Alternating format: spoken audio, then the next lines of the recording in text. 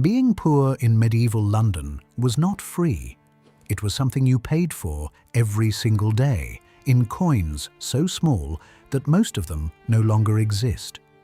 This is the story of what poverty actually cost in the biggest, dirtiest city in England. The price of a loaf, the price of clean water, the price of staying warm through one more winter. And the strangest twist is who, in the end, helped pay the bill.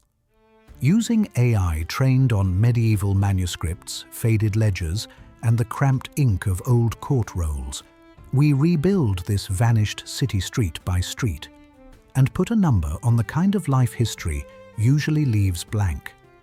A grey morning, late winter, sometime in the early 1300s. Before the first bell, a laundress kneels at the edge of the Thames. Her knuckles roar in water, cold enough to ache. Her name is Agnes, the kind of woman the records name only when she was fined for something. The river smells of mud and wood smoke and worse.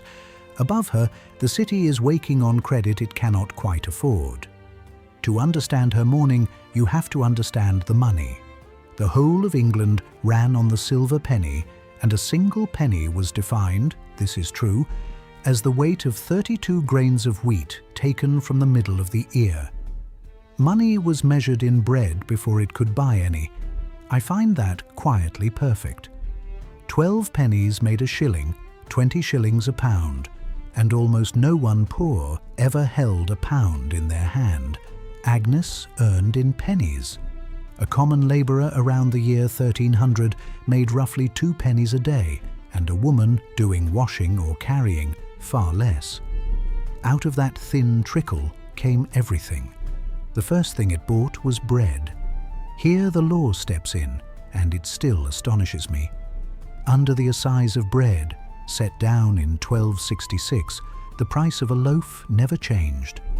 A farthing loaf, a quarter of a penny, always cost a farthing. What changed instead was its size. When harvests failed and wheat grew dear, bakers were ordered to shrink the loaf rather than raise the price. They always knew what bread cost. What they never knew, until they held it, was how little of it they would get. The good white loaf, the wastel, was for the rich. The poor ate the dark, heavy household bread, the kind made from whatever the fine flour left behind. A baker named Thomas, caught selling a farthing loaf lighter than the law allowed, could be hauled before the court and shamed in the pillory for the difference of a few ounces. To me, that's the quiet cruelty of the whole system. The price of bread was protected with the full force of the law. The people eating it, far less so. If you call that good governance keeping a hungry city calm, tap like and stand with the order. If you call it the comfortable looking after the comfortable, take it to the comments and make your case. Either way, the loaf is shrinking and we have more to spend. Because bread was only the beginning. Water in a city crouched over its own river came at a cost. The Thames was filthy and the wise did not drink it. The poor drank weak ale instead, small ale, brewed thin and cheap and a great deal safer than the water. And the city employed official tasters, the ale conners, to make sure no brewer watered it down or fouled it. Even the drink of the poor was inspected by a man with a title. There was a cost no one likes to put on a list, the plain price of being a body in a crowded place. Somebody had to empty the cesspits, and that grim work was done only after dark by men called the night soil men, or Gong farmers. And here is the detail I cannot get over, because almost nobody else would touch the job. Those men were often paid more than the honest tradesmen who worked in daylight. The worst work in London paid better than a good clean craft. If you can write the speech that talked a young man into that job, I'd love to read your version below. Warmth cost money too, and so did light. Firewood was an expense, and a candle was a small luxury, which is why the poor lived by the sun. When the evening curfew bell rang, fires were to be banked and covered for the night. That word, curfew, comes straight from the Old French for cover the fire. For the poor, the bell simply marked the hour the working day ended, because no one could afford to keep it burning. Even a roof was rented by the corner. A whole family might pay for a single share of a single room, sleeping close for the warmth they could not buy. Add it together, the shrinking loaf, the thin ale, the rent, the fuel, and a labourer's 2 pennies a day was spoken for before the sun was properly up. For generations, that was simply the arithmetic of being alive. The arithmetic was about to break.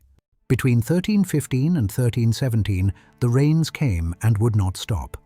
Harvest after harvest failed. The Great Famine swept across northern Europe, and under the Assize, the farthing loaf shrank to almost nothing, while families had nothing left to give. I honestly don't know how a person carried on through years like that. Many did not. A single generation later, something far larger arrived. In 1348, the Great Pestilence reached England. Within months, it moved through London like weather, indifferent and total. The most careful estimates suggest that close to 1 in every 2 people in the city was lost. Sit with that for a moment. Half the faces you passed on the bridge, half the names in the parish register, gone within a single turning of the year. Here the story turns in a way almost no one expects. The survivors were poorer in number, but for the first time in living memory, they were richer in power. There was so much work and so few hands that an ordinary labourer could look his employer in the eye and ask for more. A man who once took 2 pennies a day could now demand 4, sometimes more. For the smallest moment in English history, the poor had leverage.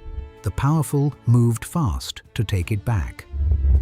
In 1351 came the Statute of Labourers, a law that tried to freeze wages at their old pre-pestilence levels, and made it an offence to ask for more or to leave a job for better pay. To me, that wasn't order. That was fear, written into law. And the anger it bottled up did not vanish. A generation on, it would march out of the countryside and straight at the walls of London itself. The system, in the end, outlasted everyone in this story, and some of it outlasted the Middle Ages entirely. Around 1421, one of London's richest men left the city a gift. Richard Whittington, yes, the Dick Whittington of the pantomime, 4 times Lord Mayor, funded a vast public convenience on the bank of the Thames. 128 seats, flushed clean by the river's tide, with small homes for the poor built above it. The wealthiest man in town is best remembered for a very large toilet. And honestly, for the poor, free and dignified relief was no small kindness. The charity he left behind is still quietly helping Londoners in need nearly 600 years later. There's something almost tender in that, and the rest of it is closer to you than you think. That money, pennies, shillings, pounds, survived in Britain until 1971, which means your grandparents did medieval arithmetic at the corner shop. Every Easter, the British monarch still hands out minted Maundy coins to the poor, a ritual older than the famine. The word lord once meant the keeper of the loaf, and lady the one who needed it. Power itself was once just bread. You have used a piece of this vanished city without ever noticing. That, in the end, was the price of being poor in medieval London. Not 1 bill, but 1,000 tiny ones paid in the smallest coins by the people history wrote down only when they fell short. We are the team behind History Recreated, and we go looking for these forgotten ledgers so you can stand inside them. If this walk through a colder London moved something in you, subscribe and stay close, and leave us the name of one forgotten life you'd want us to weigh and value next. Because every age keeps its accounts in the end, and the poorest hands, so rarely counted, were the ones that paid the fullest cost.